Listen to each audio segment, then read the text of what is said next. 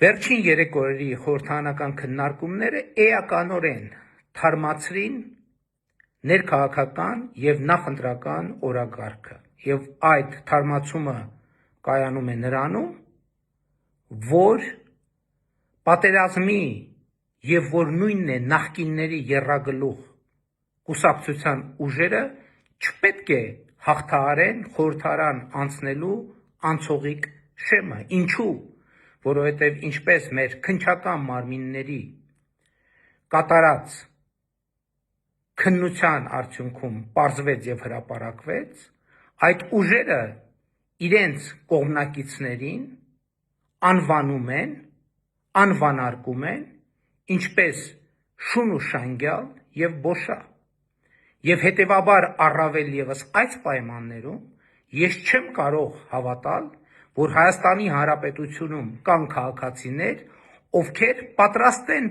ընդունել այդ անվանարկումը օգտագործված պատերազմի կամ նախկինների եռագլուխ կուսակցության կողմից եւ ձայն տալ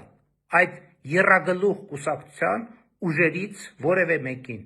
Ես չեմ կարող դրան հավատալ, որովհետեւ այդպես մտածելը կնշանակի անհարգալից վերաբերմունք Հայաստանի Հանրապետության քաղաքացիների նկատմամբ։ Եվ ուրեմն պատերազմի եռագլուխ կուսակցությունը եւ որ նույնն է նախկինների եռագլուխ կուսակցության ուժերը չպետք է հաղթահարեն խորհրդարան անցնելու անցողիկ շեմը, հենց Հայաստանի Հանրապետության քաղաքացիների հասցեին շուն ու շանգյալ եւ բոշա արտահայտությունները օգտագործելու համար։ Եվ Հայաստանի Հանրապետության քաղաքացիները պետք է քվեարկությամբ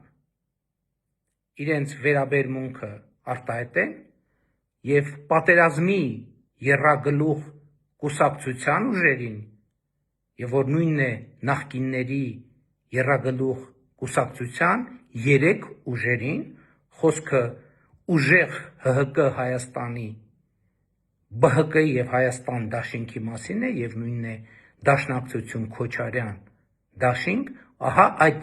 3 ուժերին պետք է իրենց ընտրությամբ բրենդավորեն որպես շուն ու շանգյալ եւ դուրս շպրտեն Հայաստանի ներքաղաքական կյանքից։ Պատերազմի եւ կամ նախկինների եռագլուխ կուսակցության ուժերը չպետք է հաղթահարեն խորհրդարան անցնելու անցողիկ շեմը առաջիկա խորհրդարանական ընտրությունների արդյունքում։ Ահա սա է թարմացված քաղաքական օրակարգը։ Շնորհակալ եմ, սիրում եմ բոլորիդ։